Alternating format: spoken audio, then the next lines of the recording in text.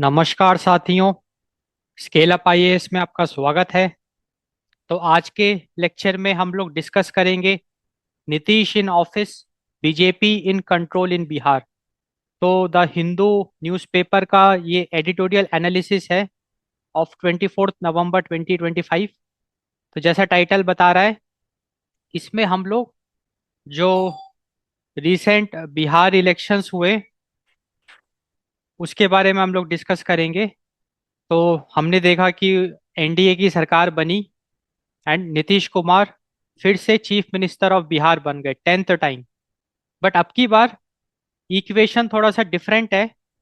भले ही Nitish Kumar became the chief minister of Bihar, but जो पूरा कंट्रोल है वो बीजेपी के पास आ गया है। तो उसको हम थोड़ा समझेंगे कि ऐसा कैसे हो गया। इस अर्थमेटिक को भी हम समझेंगे। तो basically what all we will be discussing in this lecture, the topics: what does the cabinet composition signal. तो जो अभी बिहार गवर्नमेंट में जो नई कैबिनेट बनी है उसमें आपने देखा होगा कि बीजेपी के ज्यादा मिनिस्टर्स हैं as compare to JDU, Janata Dal United. तो उसको थोड़ा हम एनालाइज करेंगे, the cabinet composition of the newly elected Bihar government. Then we will look at, will compare 2020 का Bihar assembly election result with 2025 Bihar assembly elections. तो वी विल कंपेयर इट। उसके बाद we will be looking at BJP deeper strategy, caste and social engineering. हम ये देखेंगे कि BJP ने मतलब बिहार में अपनी बहुत स्ट्रांग पकड़ बना ली है अब की बार, एंड वो आगे उसकी क्या स्ट्रेटजी होगी सो दैट वो एक बिहार में अपनी लॉन्ग टर्म की अगर आप बात करें तो स्ट्रांग मजबूत पकड़ वो कैसे बनाएगा। So caste and social engineering that we will look at. And अब देखो, बिहार में नई सरकार तो बन गई, बट अभी भी एक बहुत बड़ा अनरिजॉल्व इशू है, दैट इज गवर्नेंस। सरकार बनना एक बात है और सरकार इफेक्टिवली ऑपरेट करना वो ज्यादा इंपॉर्टेंट है। भाई सरकार तो बन गई, अच्छी बात है। अब वो गवर्नमेंट कितने अच्छे से काम करेगी, कितने ऑनेस्टली वो बिहार का डेवलपमेंट करेगी, that is what is something we are looking for. तो उसको भी थोड़ा सा हम डिस्कस करेंगे। So these are the topics which we will be covering in this lecture. तो as we already saw, this lecture is about the Hindu editorial analysis of 24 November 2025। The exact title of the editorial is the council of BJP, Nitish Kumar and the Janata Dal united are no longer in command in Bihar.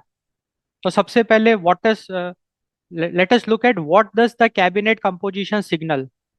तो जो नई government बनी है बिहार में उसको थोड़ा सा analyse करते हैं, कैबिनेट को। So a new council of ministers has been sworn in Bihar. तो basically alliance hierarchy is now inverted. So looking at the new council of ministers in Bihar, we can say that the alliance hierarchy is now inverted, meaning to say that earlier Janata Dal United was the big brother in the alliance and BJP was junior. But अब there is an inversion, and हम कैसे कह सकते हैं there is an inversion? Because now BJP has clear majority in the cabinet. तो new council of ministers की बात करें, बिहार का जो सरकार बनी है उसके कैबिनेट की अगर आप बात करोगे, तो 14 out of 16, sorry 14 out of 26 cabinet ministers belong to BJP. तो अब हम ये देख सकते हैं कि अब इस बार जो बिहार की नई सरकार बनी है तो बीजेपी बिग ब्रदर बन गया है एंड जेडीयू जूनियर बन गया है। सबसे पहले तो BJP has clear majority in the cabinet. Also BJP controls key portfolios like home ministry, health ministry, law, roads, urban development and agriculture.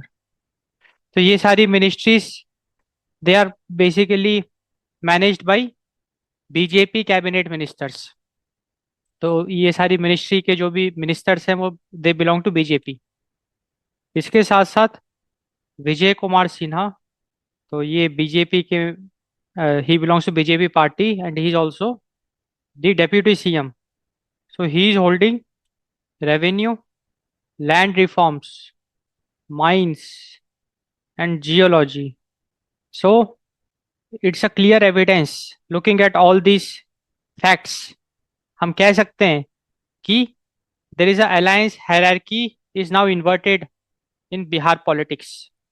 अब बीजेपी और ज्यादा पावरफुल हो गया है। Now BJP has become the big brother and JDU is just the junior partner. एक और बहुत interesting observation है, home ministry portfolio shift. So home ministry of Bihar is now with Samrat Chaudhary and he is the deputy CM of Bihar.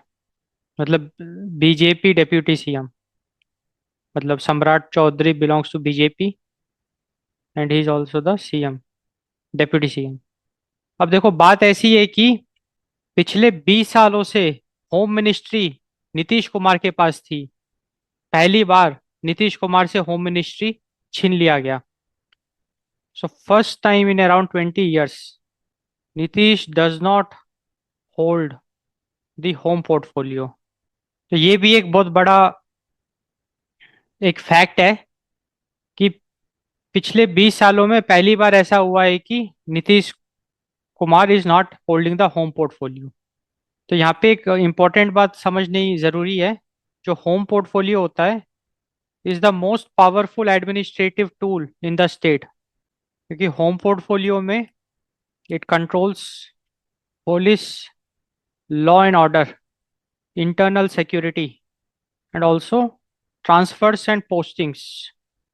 All these are basically controlled by home ministry at the like state government के level पे। देखो central government में भी एक home ministry होती है और हर state में भी होम मिनिस्ट्री होती है। तो हम यहाँ पे बिहार स्टेट की बात कर रहे हैं। अब यहाँ पे एक और बहुत इंपॉर्टेंट बात है, Nitish Kumar losing home portfolio means JDU and specially Nitish के हाथ से इतनी सारी जो पावरफुल चीजें हैं वो हाथ से निकल गई। एंड इसका साफ साफ ये मतलब है BJP can shape administrative reality even if Nitish is the public face. मतलब भले ही Nitish Kumar is the chief minister but असली पावर तो उनके हाथ से निकल गई। असली पावर तो बीजेपी के पास आ गई, क्योंकि हमने देखा बीजेपी के जो मिनिस्टर्स हैं they are holding home portfolio and इसके अलावा भी बहुत crucial portfolios they are holding. तो कैबिनेट में बीजेपी की क्लियर मेजॉरिटी है। तो जो भी मेन डिसीजन मेकर्स हैं बिहार सरकार में वो बीजेपी के मिनिस्टर्स हैं। इसलिए हम कह रहे हैं कि अब की बार बिहार में बीजेपी का दबदबा ज्यादा है। अब हम कंपेयर करेंगे 2020 assembly elections arithmetic with 2025 assembly elections arithmetic. तो if we talk about the 2020 electoral arithmetic, 2020 में आरजेडी जिसको लीड कर रहे थे तेजस्वी तेजस्वी यादव, क्योंकि भाई लालू प्रसाद यादव तो उस समय जेल में थे। So it got 75 seats. Bharatiya Janata party, तो ये 2020 इलेक्शंस की हम बात कर रहे हैं, it got 74 seats. And Janata Dal United Nitish Kumar they got 43 seats. अब बात ऐसी है कि बिहार में अगर सरकार बनानी है तो 122 सीट्स की आवश्यकता है। तो बिहार की अगर हम उसकी बात करें तो 122 out of 243। So this is the arithmetic of Bihar. तो बिहार में अगर सरकार बनानी है किसी भी पॉलिटिकल पार्टी को तो 122 सीटें सिक्योर करनी पड़ेगी, चाहे वो इंडिपेंडेंटली करे या गठबंधन बना के करे। तो 2020 में किसी भी पॉलिटिकल पार्टी के पास 122 वोट्स नहीं थे, मतलब 122 सीट्स नहीं थी, जैसे आप देख रहे हैं यहाँ पे। तो हम जैसे यहाँ देख पा रहे हैं, आरजेडी जो है, it is the single largest party. मतलब सबसे ज्यादा वोट तो आरजेडी ने सिक्योर की है, बट वो भी इंडिपेंडेंटली सरकार नहीं बना सकती भाई, 122 सीट्स चाहिए। तो कुल मिला के 2020 में JDU was the king maker, क्योंकि जेडीयू का साथ जिस पार्टी के साथ था, भाई जेडीयू का हाथ जिस पार्टी के साथ था, उसी पार्टी की सरकार बननी थी। तो अगर जेडीयू आरजेडी के साथ चला जाता तो फिर वो गठबंधन बन जाता, और अगर जेडीयू बीजेपी के साथ चला जाता तो वो गठबंधन बन जाता। तो JDU was the king maker in 2020 elections, and JDU ने डेफिनेटली बीजेपी के साथ मिलकर सरकार बनाई उस समय। तो हमने देखा कि 2020 में भी बीजेपी के पास जेडीयू से बहुत ज्यादा वोट्स थे भाई, बीजेपी ने 74 सीट सिक्योर किया एंड जेडीयू के पास सिर्फ 43 सीट्स थे। फिर उसके बावजूद भी 2020 में जो पिछली बिहार की सरकार थी, उसमें जेडीयू का दबदबा ज्यादा था। सो हमने पिछले स्लाइड में देखा था ना, JDU was the big brother and BJP was the junior, because of JDU एक तरीके से ब्लैकमेल कर रहा था, मतलब बीजेपी मजबूर था, क्योंकि अगर जेडीयू नाराज हो जाता तो वो आरजेडी के साथ मिलकर सरकार बना लेता। तो बीजेपी मजबूर था, बीजेपी थोड़ा कमजोर पड़ गया था, उसको जेडीयू की जरूरत थी, उसको जेडीयू की जरूर सपोर्ट की जरूरत थी। तो 2020 का इलेक्टोरल अर्थमेटिक कुछ इस प्रकार का था। बट अगर हम 2025 की बात करें, तो 2025 में बीजेपी के पास 89 सीट्स आई, बीजेपी सिक्योर्ड 89 सीट्स। जनता दल यूनाइटेड, नीतीश कुमार की जो पार्टी है, इट सिक्योर्ड 85 सीट्स। एलजेपी, जो रामविलास पासवान की पार्टी है, it secured 19 seats. And RJD, Tejashwi Yadav, इनकी पार्टी सिक्योर्ड जस्ट 25 सीट्स। तो अब की बार अर्थमेटिक बिल्कुल बदल गया, पलट गया, बाजी पलट गई। देखो अब की बार आप देख रहे हैं कि जेडीयू ने काफी वोट सिक्योर किए। अब की बार जेडीयू ने 85 सीट सिक्योर किया, क्योंकि पिछली बार तो सिर्फ 43 सीट्स थी। तो बड़े आश्चर्य की बात है कि जेडीयू ने जब इतनी सारी सीट्स अब की बार बटोरी, तो जेडीयू बैक फुट पे कैसे आ गया। अब 2025 की जो बिहार की सरकार बनी है, उसमें बीजेपी बिग ब्रदर और जेडीयू जूनियर पार्टनर कैसे बन गया। क्योंकि नंबर्स तो ये बता रहे हैं कि जेडीयू ने तो बहुत ज्यादा प्रोग्रेस दिखाई है अब की बार, 85 सीट्स इट हैज सिक्योर्ड। तो द रीजन इज दैट, देखो एलजेपी जो है ना, वो बीजेपी का एकदम खास है। तो एलजेपी एक तरीके से बीजेपी को धोखा नहीं देगा। अब हमको ये पता है कि भाई 122 सीटें चाहिए, तो अगर जेडीयू आरजेडी के साथ हाथ मिला भी लेता है, तो भी 122 का मार्क पूरा नहीं हो पाएगा। तो जो पिछली बार जेडीयू एक ब्लैकमेल कर रहा था, मतलब एक पॉसिबिलिटी थी जेडीयू के पास आरजेडी के साथ मिलकर सरकार बनाने की, वो पॉसिबिलिटी बिल्कुल खत्म हो गई। वो पॉसिबिलिटी बिल्कुल खत्म हो गई। तो जेडीयू को देखो, बिहार में अगर सरकार बनानी है, तो ले दे के जेडीयू को बीजेपी की शरण में जाना ही पड़ेगा, तभी 122 का मार्क अचीव हो पाएगा एंड तभी सरकार बन पाएगी।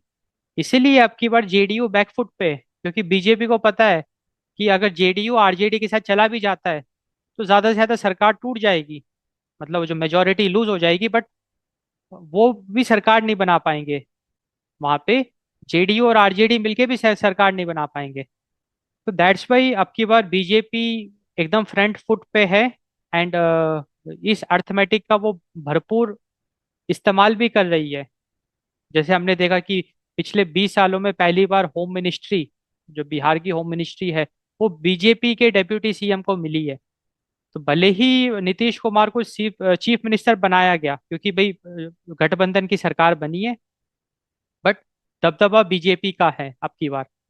तो अब हम ये कह सकते हैं कि अब की बार जो भी सरकार बनी है बिहार की, तो आने वाले समय में जरूर बीजेपी का दबदबा है। तो कुछ आपको डिफरेंट देखने को मिलेगा, पॉलिसीज हो गया, गवर्नेंस हो गया। क्योंकि अभी तक तो हम जेडीयू की का माइंडसेट हम देख रहे थे, क्योंकि अभी तक तो जेडीयू सरकार चला रही थी पिछली बार भी। पिछली जो बिहार गवर्नमेंट थी, भले ही बीजेपी के साथ गठबंधन बनाया, बट पावर में तो जेडीयू थी। Despite it got very less votes, मात्र 43 सीट्स मिले, बट उसके बावजूद भी जेडीयू का दबदबा था। बट अब की बार पूरा दबदबा बीजेपी का है। JDU is the junior partner. तो अब की बार हमको काफी इंटरेस्टिंग होगा देखने के लिए कि बिहार में क्या डेवलपमेंट होता है, किस तरीके से बिहार में एक चेंज जरूर आपको देखने को मिलेगा, एक ड्रास्टिक चेंज आप कह सकते हैं देखने को मिलेगा। So we will definitely look into it. अब हम डिस्कस करेंगे BJP deeper strategy, caste and social engineering. तो देखो बेसिकली हमको बीजेपी की स्ट्रैटेजी को समझने से पहले बिहार की पॉलिटिक्स को समझना पड़ेगा, तब जाके हमको बीजेपी की स्ट्रैटेजी अच्छे से समझ में आएगी। तो देखो बिहार में नीतीश कुमार का अभी भी बहुत बोलबाला है। तो Nitish Kumar is still indispensable, क्योंकि देखो अब की बार हमने देखा ना, जेडीयू ने बहुत सारी सीट्स हासिल करी, लाइक 85। तो बीजेपी ने मात्र 4 और सीट्स हासिल करी। BJP was 89 and JDU 85। तो ये साफ साफ दिखा रहा है कि नीतीश कुमार का बोलबाला है बिहार में। सो नीतीश कुमार स्टिल, अगर हम पब्लिक की बात करें, सो नीतीश कुमार को इग्नोर नहीं किया जा सकता है। बीजेपी नीतीश कुमार को साइडलाइन नहीं कर सकती है, इसलिए उनको चीफ मिनिस्टर बनाना पड़ा। अब हमको ये समझना पड़ेगा कि वो हर बार हम देखते हैं कि बिहार का chief minister is Nitish Kumar. Like 1990 से लेके अभी तक नीतीश कुमार कितनी बार चीफ मिनिस्टर बन चुके हैं। तो what's the reason for that? कुछ तो बात है नीतीश कुमार में, कुछ तो उन्होंने किया होगा बिहार में कि बिहार की जनता उनकी इतनी फैन है। तो उसका कुछ अगर हम ऑब्जर्वेशंस देखें तो लॉ एंड ऑर्डर इम्प्रूवमेंट। तो बिहार में क्राइम काफी बड़े लेवल पे कम हुआ है। हमको बहुत बड़े लेवल पे लॉ एंड ऑर्डर इम्प्रूवमेंट्स देखने को मिल रहा है, स्पेशली कंपेयर टू 1990s। क्योंकि उस समय जब लालू प्रसाद यादव, राबड़ी देवी, जब इनकी सरकारें थी बिहार में, तो बहुत ज्यादा गुंडा राज, क्योंकि ये सब यादव थे, लालू प्रसाद यादव, तो बहुत ज्यादा गुंडा गुंडा राज हमको देखने को मिलता था, माफिया राज, गुंडा राज। बट जब से नीतीश कुमार ने कमान संभाली है, लॉ एंड ऑर्डर में तो काफी इंप्रूवमेंट आपको देखने को मिलेगा बिहार में। तो ये एक बहुत बड़ी वजह है। एंड दूसरा, इन्होंने डेवलपमेंट में भी रोल प्ले किया है, स्पेशली रोड्स। रोड्स की कंडीशंस को बहुत सुधारा है। Schools and governance reforms. तो नीतीश कुमार ने ग्राउंड लेवल पे काम तो किया है भाई, इसीलिए तो उनको जनता का सपोर्ट मिल रहा है, जनता का प्यार मिल रहा है। And that's why he is very popular, specially older voters and sections of backward classes. So BJP, Nitish Kumar is like very popular among old voters and sections of backward caste, like extremely backward classes people. And अब की बार 2025 में JDU को इतने votes क्यों मिले? Women vote bank. अब की बार नीतीश कुमार ने बहुत ज्यादा वादे भी किए एंड पैसे भी बांटे, स्पेशली विमेन को, वो भी हम डिस्कस करेंगे। तो that's why women vote bank अब की बार बहुत भारी मात्रा में जेडीयू के पक्ष में आया है। बट ये तो पॉजिटिव्स हो गए। नेगेटिव साइड की अगर हम बात करें, तो नीतीश कुमार इज वीकनिंग। तो सबसे पहले तो देखो एज उनकी बढ़ती जा रही है। So he is battling with ill health, health issues हैं, जिसकी वजह से उतना स्टेमिना नहीं रहा। और अब की बार तो नीतीश कुमार भाई, जो बिहार की सरकार बनी है, तो नीतीश कुमार का चार्म थोड़ा सा हल्का हो गया। So he lost structural dominance in the cabinet. तो ये तो हमने नीतीश कुमार के बारे में डिस्कशन किया। अब हम बीजेपी की स्ट्रेटेजी डिस्कस करते हैं। तो देखो अगर हम बिहार पॉलिटिक्स की बात करें, तो उसमें कास्ट एक रोल प्ले करता है। कास्ट रोल प्ले करता है, प्लस सोशल इंजीनियरिंग का मतलब सारे वर्ग के लोगों को एक साथ लेके चलना। Like different different classes of people, like women हो गया, फार्मर्स हो गए, स्टूडेंट्स हो गए, इनको साथ में लेके चलना, दैट इज सोशल इंजीनियरिंग। सबको खुश रखना एक तरीके से। तो एक तो हो गया कास्ट बेस्ड पॉलिटिक्स। तो दोनों को अगर आप बैलेंस करके आप चलोगे, लाइक कास्ट बेस्ड पॉलिटिक्स भी चल रही है, प्लस सोशल इंजीनियरिंग भी आप कर रहे हो, तो डेफिनेटली एक मजबूत पकड़ बनाई जा सकती है, एंड वही बीजेपी ने किया है की बार। इसको कहते हैं सोशल कोलिएशंस, सबको साथ लेके चलना, सबका साथ सबका विकास। तो बीजेपी ने बिहार में it has built a wide and deep caste coalition. तो बीजेपी अब की बार लाइक डिफरेंट डिफरेंट कास्ट के लोगों को एक साथ लाने में सक्षम हुई है। BJP was able to target communities targeting communities that traditionally saw JDU as the platform. मतलब जे जेडीयू के समर्थकों को अपने साइड में लाने में कामयाब हुई है कुछ हद तक बीजेपी। एंड अब की बार बीजेपी ने एक बड़ा कदम उठाया है। राम कृपाल यादव, जो पहले आरजेडी को बिलोंग करते थे, भाई यादव है। तो Ram Kripal Yadav basically he is a ex Lalu Lalu Prasad Yadav loyalist.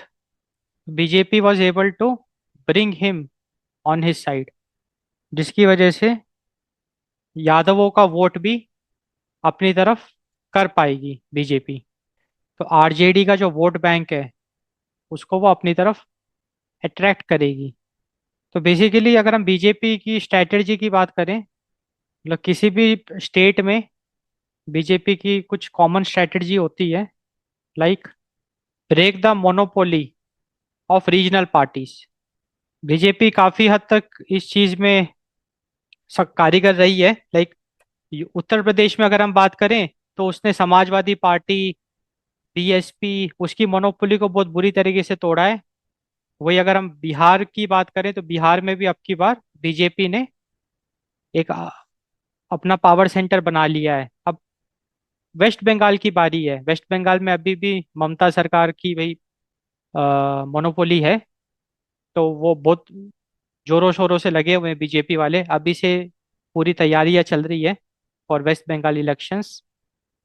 तो the classic strategy is break the monopoly of regional parties, promote local leaders who can fight for BJP in elections, and control over state machinery to control over state machinery का मतलब भाई जो भी सरकार है, like किसी राज्य में अगर बीजेपी की ऑलरेडी सरकार है, या अगर सरकार नहीं भी है तो भी सेंटर से फंड्स रिसोर्सेस इकट्ठा करना। So control over state machinery to deliver targeted benefits. भाई चुनाव से पहले काफी सारी वेलफेयर स्कीम्स का अनाउंसमेंट करना, फंड्स बांटना, फ्रीबीज बांटना, सो दैट वोट्स को पोलराइज किया जा सके, वोट बैंक को अपनी तरफ लेके जाए जा सके। सो कहते हैं targeted benefits. And also to create loyalty. तो बीजेपी के मतलब ये हमने देखा है कि BJP believes in control over state machinery. अब बिहार इलेक्शंस में भी हमने देखा, लाइक प्रशांत किशोर ने खुलेआम लाइक पब्लिकली आरोप लगाया है बीजेपी पे कि 40,000 crore from the central government was transfer to the Bihar for welfare schemes, जहाँ पे कि महिलाओं को 10-10 हज़ार रुपये बांटे गए, millions of women. And that's why they turned out. अब की बार बिहार में पहली बार इतना ज़्यादा विमेन पार्टिसिपेशन देखने को मिला इन द वोट। अगर हम डेमोग्राफिकली देखें तो विमेन पार्टिसिपेशन सबसे ज़्यादा हमको देखने को मिला बिहार में, वो वोटेड। एंड ज़्यादा डेफिनेटली मैक्सिमम जो वोट है वो बीजेपी एंड जेडीयू को ही गया है, विमेन वोट। तो ये सब चीज़ें भी हमको देखने को मिलती है। तो कुल मिला के this is the like classic BJP strategy, and in terms of Bihar it is mainly focusing on caste and social engineering. अब हम डिस्कस करेंगे the big unresolved issue, that is of governance. तो यहाँ पे एक बहुत इंपॉर्टेंट बात हमको समझनी है। Political dominance is not equal to developmental success. मतलब कि पॉलिटिकल डोमिनेंस मतलब भैया आपने सरकार बना ली, मेजोरिटी आपके पास आ गई, पॉलिटिकल डोमिनेंस है आपका।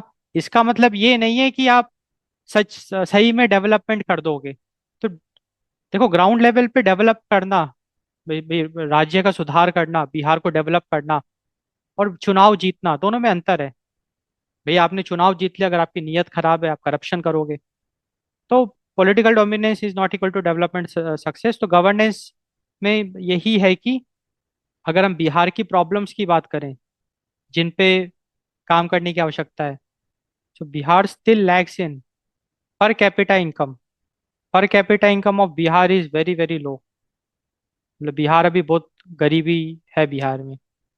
जॉब्स एंड इंडस्ट्रियलाइजेशन, बिहार में जॉब्स की बड़ी कमी है, अनएम्प्लॉयमेंट बहुत बड़े मात्रा में, इसीलिए तो वहाँ के लोग बाहर जाते हैं। मोर देन 60 से 70% of the population of Bihar, they go outside of Bihar, दूसरे दूसरे राज्यों में जाके काम करते हैं। इंडस्ट्री के मामले में भी बिहार पिछड़ा हुआ है, बिहार में इंडस्ट्रीज नहीं है। क्वालिटी ऑफ पब्लिक सर्विस, ये भी क्वेश्चनेबल है। लाइक फॉर एग्जांपल, बिहार में हेल्थ इंफ्रास्ट्रक्चर बहुत टेरेबल कंडीशन में है।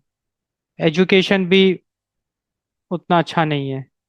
एंड वहाँ पे इंफ्रास्ट्रक्चर की आप बात करोगे, इट इज़ लैकिंग इंफ्रास्ट्रक्चर। तो अभी बिहार में बहुत काम होना है, बहुत डेवलपमेंट होना है। तो बेसिकली जो अभी नई सरकार बनी है, नया जो काउंसिल ऑफ मिनिस्टर्स बना है, उनके पास पावर तो है, साथ में रिस्पॉन्सिबिलिटी भी है। क्योंकि अगर बिहार को डेवलप करना है, तो इन मुद्दों पे काम करने की सख्त आवश्यकता है। एंड वो इसीलिए भी, बिहार इसीलिए भी भारत के लिए इम्पोर्टेंट है, because nearly 10% of India's population reside in Bihar. तो 10% भारत की जो आबादी है वो बिहार में स्थित है। तो ये एक सिर्फ स्टेट लेवल की बात नहीं है, ये नेशनल लेवल की बात है। क्योंकि अगर बिहार में ग्रोथ होगी, तो growth in Bihar implies national growth. क्योंकि भारत की 10% आबादी ग्रो करेगी, which will significantly lead to national growth. Growth in Bihar will affect migration patterns. भाई जब बिहार में ग्रोथ होगी, तो फिर वहाँ के लोगों को बाहर जाने की जरूरत ही नहीं पड़ेगी, जिसकी वजह से माइग्रेशन पैटर्न्स भी काफी सुधरेगा देश का। अर्बनाइजेशन पे जो इतना लोड पड़ रहा है वो कम होगा। एंड एक सोशल स्टेबिलिटी आएगी। So there will be a social stability. तो अब बीजेपी से बस यही उम्मीद है कि now we are hoping for a credible governance, जहाँ पे कि जो भी बिहार की प्रॉब्लम्स है उस पे काम करा जाए। And now we have to grow the Bihar. तो साथियों, फाइनली हम लोगों ने ये लेक्चर कंप्लीट कर लिया। आई होप आपको ये लेक्चर पसंद आया होगा। So do subscribe to this YouTube channel. आप इस लेक्चर को अपने फ्रेंड्स के साथ शेयर करिए। आप if you want to like discuss anything, you can comment. And thanks for watching, thanks for your time.